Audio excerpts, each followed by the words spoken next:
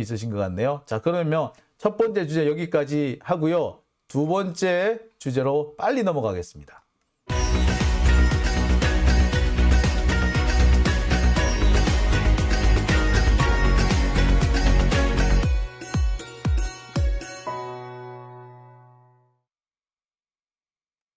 네, 오밤중의 뉴스 함께하고 계신 지금 시각이 0시 14분, 12시 14분을 지나고 있습니다.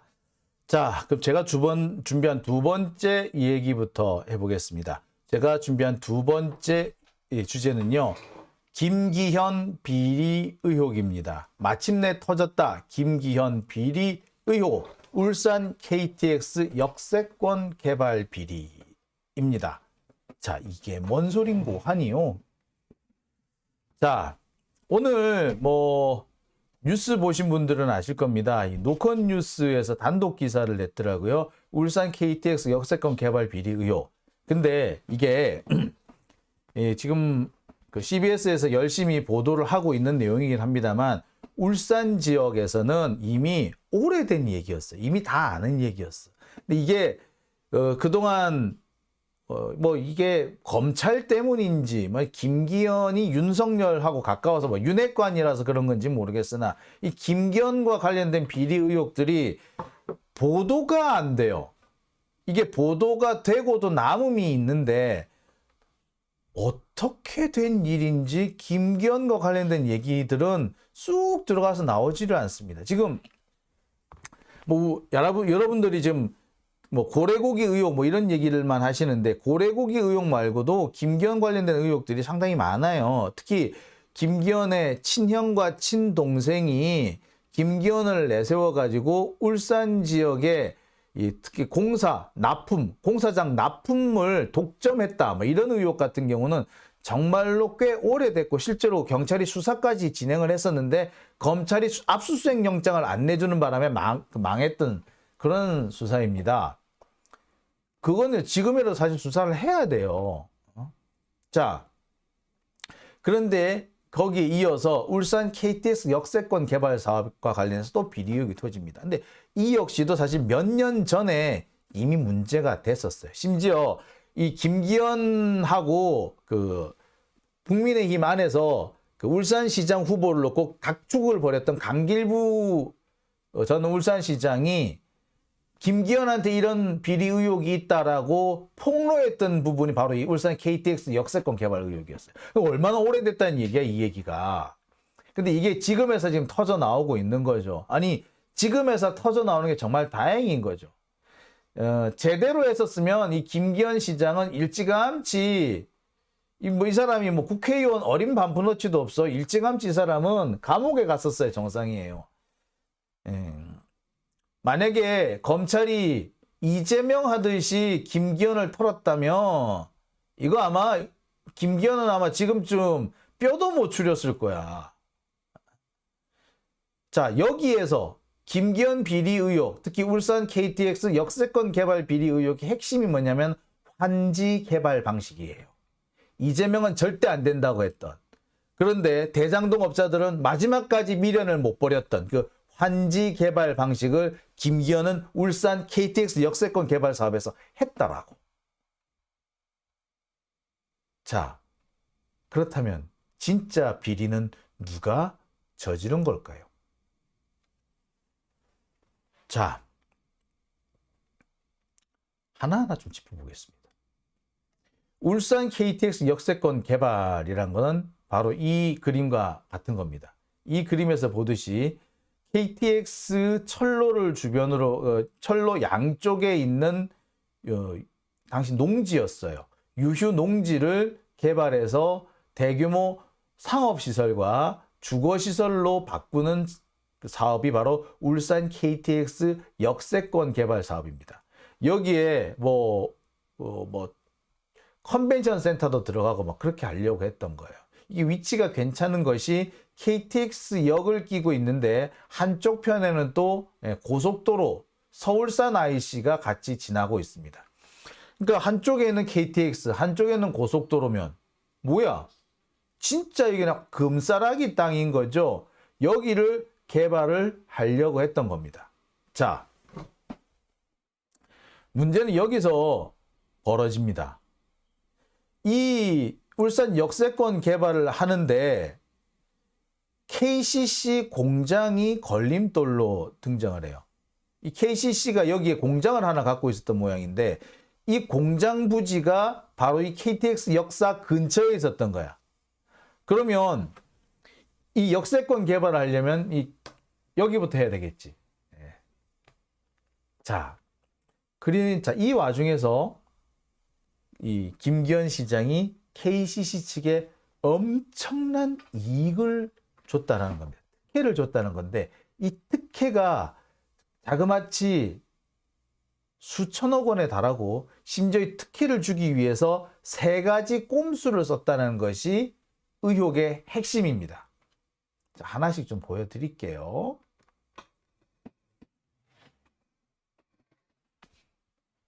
자, 여기가 KTX 역이에요. 여기가 KTX 역이고요. 여기가 서울산 IC예요. 고속도로 KTX 이 사이 어우 죽인다 그죠? 이만한 입지 참 드물죠. 근데 여기 KCC 공장은 여기쯤 있었대요. 여기쯤. 역 바로 옆이다 그죠? 여기를 개발 안 하고는 안 되겠네 그치? 자, 이 와중에 제가 볼 때는 그래요. 이게 일반인들은 잘 알 수 없는 전문가의 꼼수가 들어갔다. 그래서 특정 기업에 엄청난 특혜를 줬다. 이거 그냥 줬을까? 의심스러워요.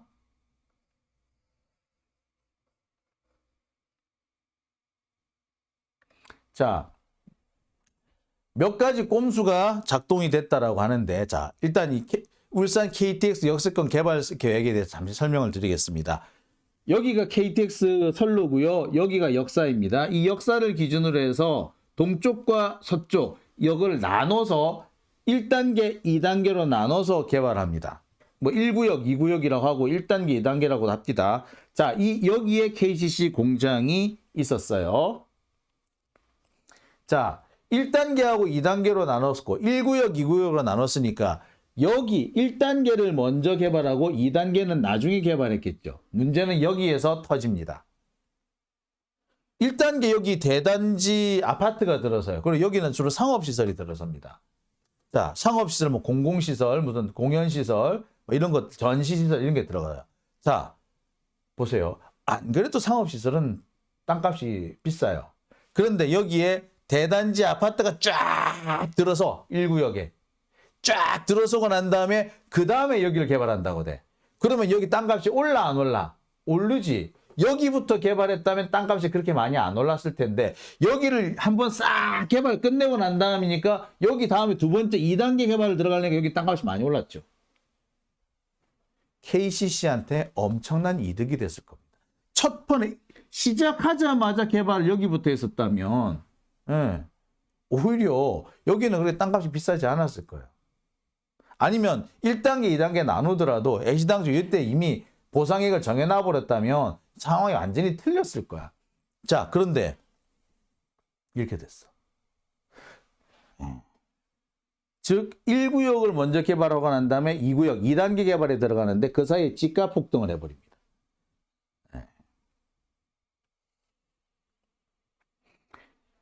여기서 일단 문제가 생겨요.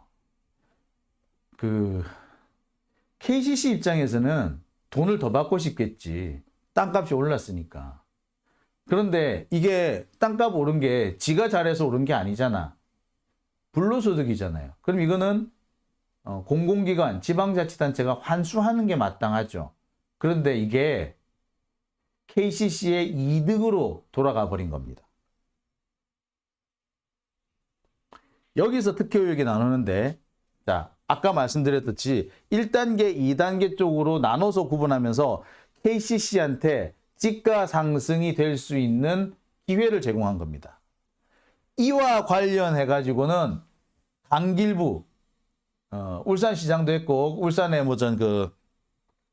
울산시장도 했고, 울산시 쪽에 국회의원 됐던 사람인데, 이 사람이 김기현하고 울산시장 자리를 놓고 이렇게 경쟁을 하다 예비 후보 시절에 강길부 후보 측에서 이런 주장을 해요. 이미 한번. 이미 자기들 안에서도 알고 있었던 얘기인 거죠. 그 다음에 두 번째, 환지 방식으로 진행이 됐다라는 점. 자, 김기현은 그렇게 얘기를 합니다. 환지 방식이라는 게 그거죠. 잠깐 말씀드렸습니다만 개발이 끝나고 난 다음에 다시 땅으로 돌려주는 거. 개발 예정 지역에 땅을 가지고 있던 사람들한테 자, 네가 여기 네 땅을 개발해 줄 테니 나중에 돌려줄게. 이거죠. 자, 그러니까 아까도 말씀을 드렸습니다만 만약에 내가 100평을 갖고 있었다. 그런데 내가 개발 지역에 포함이 됐다. 그렇게 되면은 내가 100평 중에 한 절반 정도를 다시 개발된 땅으로 돌려받는 겁니다. 자, 개발이 안 됐을 때 여기가 강가죠. 그 다음에 주변에 다 농지고 공장지대고 막 그래요. 개발되기 전과 후 가격 차이가 엄청납니다. 그런데 그 땅을 다시 돌려받았다는 건 뭐? 나는 가만히 앉아가지고 이익을 본다는 거죠. 여하튼 KCC는 여기 아마 아파트 지었는지 뭐 오피스텔을 지었는지 혹은 뭐 상가 건물을 지었는지 건물 지어가지고 상당한 이득을 볼 수밖에 없는 거죠. 자, 첫 번째 1단계, 2단계로 나누는 바람에 KCC 쪽에 집값이, 땅값이 오를 수 있는 기회를 만들어줬다. 두 번째, 환지 방식으로 해가지고 또 한 번 이득을 챙길 수 있는 기회를 줬다. 더군다나 1단계를 할 때는 수용 방식이었는데 하필 2단계를 하면서 환지 방식이 돼요. 사실 이 고의적으로 의도적으로 이렇게 짰다라는 생각이 좀 들지 않습니까? KCC 쪽에 이득을 몰아주기 위해서 일부러 1단계, 2단계로 나눴고 1단계는 수용, 2단계는 환지 이렇게 했던 거 이거 일부러 혜택을 주려고 했던 거 아니냐는 의심 들지 않으세요? 그 다음에 또 한 가지 특혜가 뭐냐면은 면적 결정 방식이에요. 그러니까 환지를 해줄 때, 땅을 돌려줄 때 이 방식이 있을 거 아니에요, 그죠? 어떤 방식으로 돌려주느냐. 그러니까 제가 아까 절반 정도 돌려준다고 그랬는데 이게 절반의 그 기준이 틀려요. 가격을 기준, 땅값을 기준으로 절반만큼 돌려줄 것이냐, 아니면 면적을 기준으로 해서 절반만큼 돌려줄 것이냐, 요 차이가 있는 거죠. 애매하지. 자, 이게 개발을 한다, 도시 개발을 한다 그러면 아주 넓은 면적의 땅을, 토지를 이렇게 수용을 하든지 할 거 아닙니까? 그렇게 되면은 어떤 땅은 비싸고 어떤 땅은 싸고 가격차가 존재할 수밖에 없어요. 그런데 나중에 만들어서 팔 때는 또 뭐냐? 예, 가격 차이가 없지만 일정해질 수밖에 없어. 그러면은 어떤 땅을 얼마나치를 받느냐에 따라 가지고 상황이 틀리겠죠. 그러니까 내가 면적 기준으로 해서 받아갈 수도 있고 땅값 기준으로 해서 받아갈 수도 있고 뭐 그런 거지. 그러니까 내가 그러니까 땅값 기준으로 해서 받아가면 그런 거야. 내가 원래 갖고 있던 땅이 비싼 땅이 아니었어. 그런데 뭐 다른 사람이 갖고 있던 땅은 되게 비싼 땅이었어. 자, 그런데 이 두 지역을 한꺼번에 개발해 가지고 하나의 용지가 된 거 아닙니까? 그러면 가격대는 비슷해지죠. 자, 그렇게 되면은 내가 나중에 땅을 돌려받을 때 어떻게, 무슨 기준으로 받으면 될까? 땅값을 기준으로 받으면은, 예. 만약 내가 땅값을 기준으로 해서 받으면은 아무래도 내 면적이 줄겠지. 근데 면적을 기준으로 해서 받으면 내 땅값이 아무리 쌌더라도 엄청나게 면적 기준으로 하니까 훨씬 더 내가 이익이죠. 자, 바로 근데 면적 결정 방식에서 KCC 쪽에 훨씬 유리한 방식을 씁니다. 땅값을 기준으로 결정하는 방법이 있고 면적을 기준으로 결정하는 방법이 있는데 면적을 기준으로 해서 결정을 합니다. 그 결과 약 1000제곱미터를 KCC가 더 받게 돼요. 또 이익 받네. 3단계가 이익이네. 이게 그냥 된 걸까요? 자, 도시개발 사업에 대해서 서민들이 이익을 볼 수 있는 가능성은 거의 적습니다. 도시개발 사업을 했을 경우에 서민들은 자기가 살던 집과 땅을 빼앗기고 그냥 정처 없이 다른 지역으로 쫓겨가는 경우가 거의 대부분이에요. 그런데 대기업일수록 또는 땅을 많이 가진 부자들일수록 이 개발 사업에서 이득을 봅니다.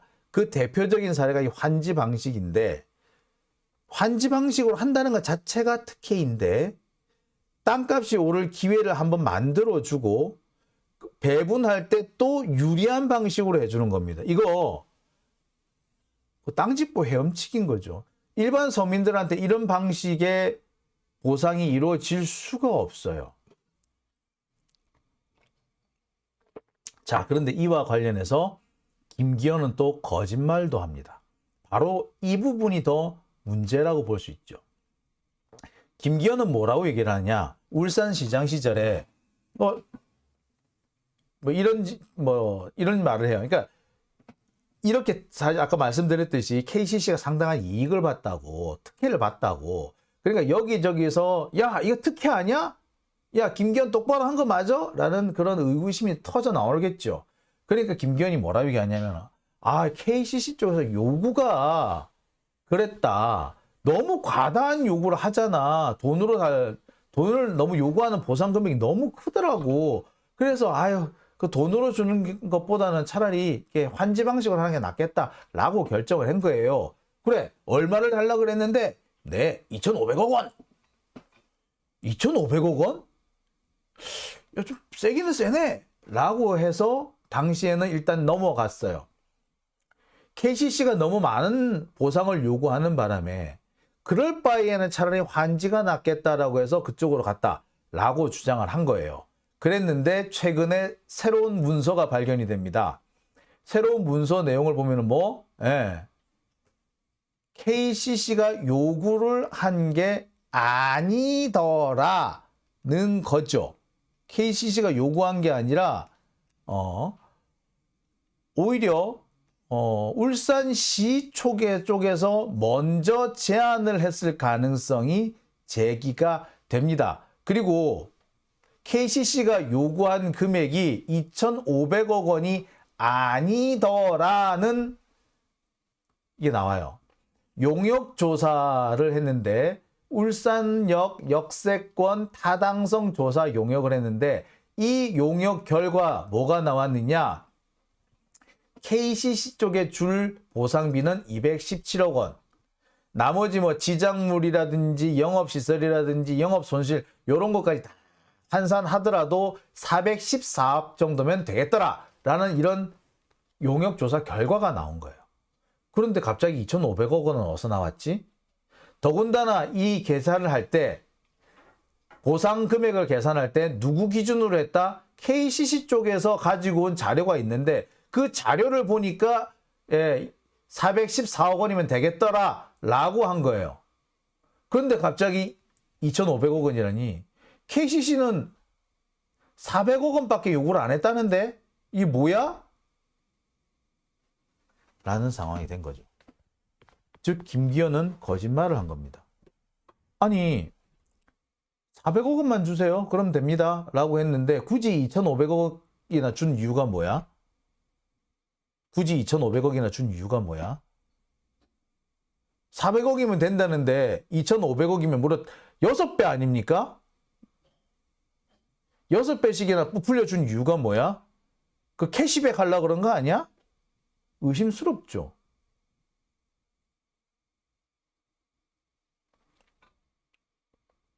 아마 김기현은 이랬을 거예요. 400억이라는 돈이 나왔는데 이거를 부풀리는 과정이 필요했을 겁니다. 부풀리는 과정을 만들기 위해서 1단계, 2단계로 나눴던 거고 그랬으면 당연히 집값이 올랐을 테니까 보상비도 계산이 올랐겠지. 자, 그래도 2,500억은 너무 세다, 그죠?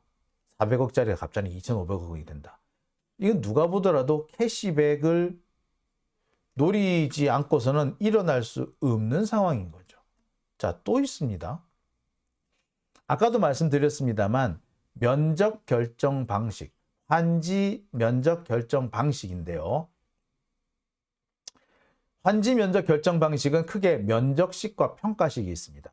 땅의 넓이를 기준으로 결정하는 것이 면적식, 땅의 가격을 기준으로 결정하는 것이 평가식. 보통 공장 용지는요, 가격이 별로 안 비싸요. 차라리 농지나 임야가 가격이 있고, 또는 뭐 주택지, 대지, 택지, 잡종지 이런 게 더 가격이 비싸요. 자, 그런데 땅 가격을 중심으로 면적을 한 것보다 당연히 땅 가격을 중심으로 해서 그 환지 면적 결정한 것보다 땅의 넓이를 기준으로 면적을 계산하면은 훨씬 KCC한테 유리했던 겁니다. 그래서 아까도 말씀드렸듯이 약 1000제곱미터, 약 300평 정도를 추가로 받아가게 돼요. 자, 이쯤 되면은 KCC 쪽에 이익을 몰아주기 위해서 안달복달을 당한 거다라고 밖에 볼 수가 없죠. 수용 방식으로 했으면 400억이면 되는데, 그런데 이 환지 면적 결정 방식으로 하는 바람에 전체 이 개발 면적의 한 3분의 1 정도를 KCC 측이 가져가 버려요.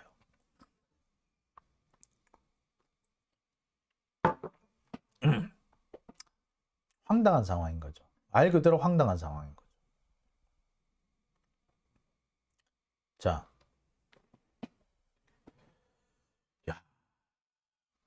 세 가지 특혜를 줬다고 그랬습니다. 첫째, 1단계, 2단계를 구분하고 KCC 쪽 부지를 2단계에 포함시키면서 1단계 개발이 끝나고 난 다음에 가격이 오를 수 있는 기회를 제공했다. 두 번째, 수용 방식이 있는데 굳이 환지 방식을 해가지고 KCC 쪽에 특혜를 줬다. 세 번째, 면적 계산도 일부러 유리하게 해서 좀 더 줬다. 300평 정도. 어마어마한 거죠. 여러분, 이 KCC가 건설회사도 가지고 있잖아요. 그리고 건설 자재도 만들잖아. 근데 지들이 땅을 하나 얻었어. 개발 부지를 얻었어. 그러면 얘들은 뭐? 꼭 먹고 알 먹고지. 꼭 먹고 알 먹고 가랭치고 도랑치고 가재 잡고 했던 거죠. 풀 세트로 이익을 본 겁니다, 얘들은. 자, 그런데 김기현이 이것만 그랬어? 김기현의 의혹하면 이거를 빼놓을 수가 없죠. 자, 여기도 어디다? 예, 울산 KTX 역사와 관련된 부분입니다. 바로 거기에요.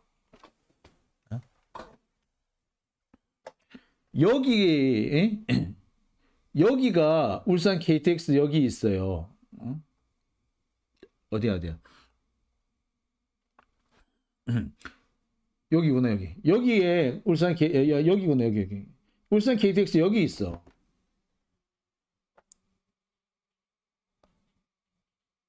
그러니까 제가 알기로는 그렇습니다. 이게 해보니까 여기쯤 있는 것 같아요. 여기쯤. 참. 그러니까 김기현은 울산 KTX 역 인근 개발 계획 사업을 통해 가지고 자기가 꼭 먹고 알 먹고 한 거예요. KCC를 통해 가지고 캐시백을 받았을 가능성도 있고, 또 자신의 소유 임야를 통해서 또 뭔가를 해먹었다는 얘기인 거지. 야, 무섭다. 자, 여러분 이거 어떻게 생각하십니까? 이거 그냥 둘 수 있는 부분인가요?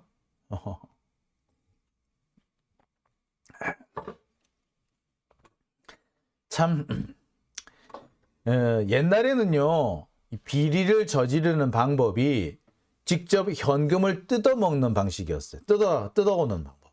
그런데 요즘은 비리 방식이 자신이 사업권을 가져가는 방식이에요. 이렇게 돈을 직접 뜯어내는 건요, 티가 나잖아요. 티가 안 나게 하려면 어떻게 하냐면 사업권을 받아가는 겁니다. 그러니까 예컨대 이런 방식입니다. KCC한테 저렇게 엄청난 특혜를 줬어. 그럼 KCC가 김기현한테 돈을 준다? 그건 옛날 방식. 어떻게 한다? 예, 김기현과 관련된 업체들한테 혜택, 특혜를 주는 거예요.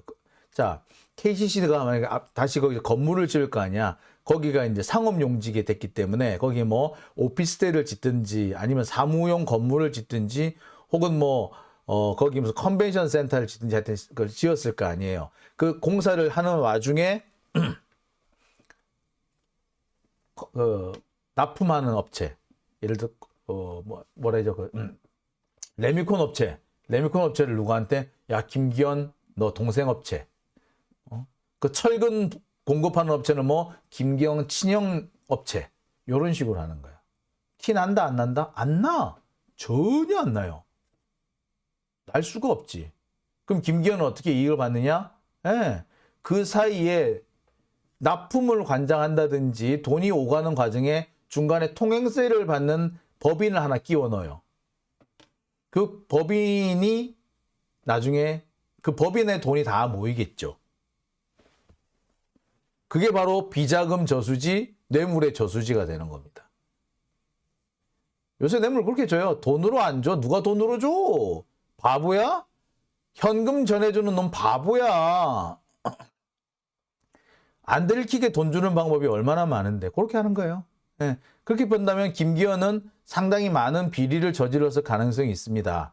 특히 김기현의 친형이나 친동생이 뭐 레미콘 관련 업체를 운영한다는 그런 그 주장이 제기가 된 바 있고, 실제로 울산 지역 공사장에 그 납품을 독점했다라는 그런 의혹도 제기된 바 있어요. 그렇다면은 이 KCC 쪽에, KCC가 앞으로 건설 공사를 하는데 이들 업체들이 개입하지 않을 거다 보장 못하지.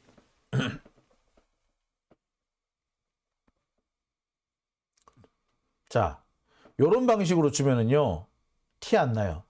누가 촌스럽게 뇌물을 돈으로 준대.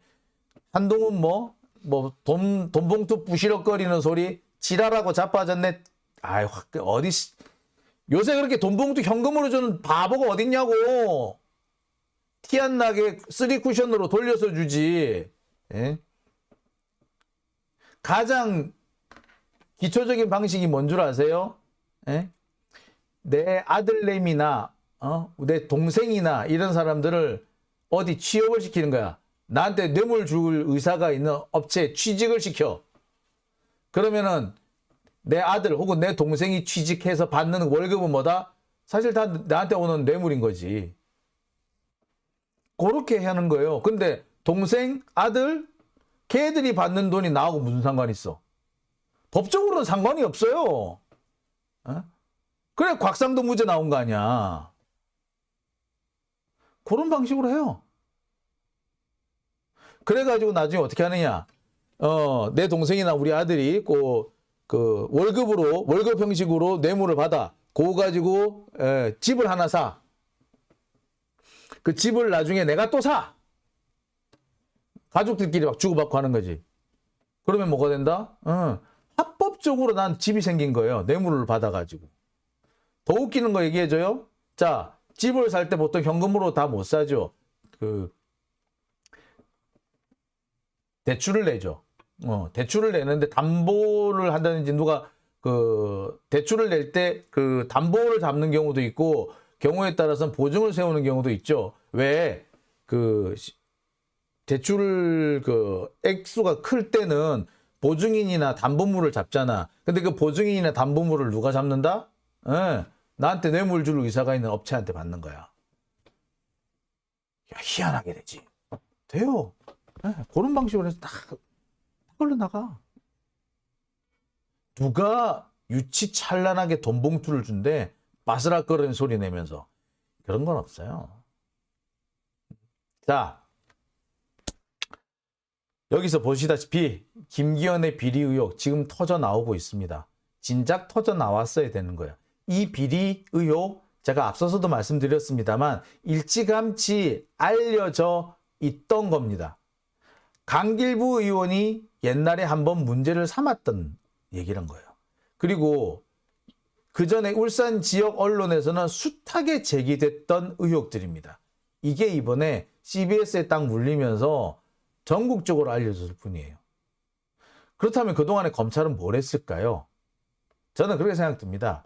울산지검 갔다 온, 울산지검장 갔다 온 검사들, 혹은 울산지검 차장검사, 뭐 특수부장 같은 애들 다 잘라야 돼. 알면서 모르는 척 한 겁니다. 왜? 대대적으로 울산 지역에서 한참 보도가 됐다니까? 근데 굳이 지금까지 수사 안 한 이유가 뭐겠어요? 덮어준 거지.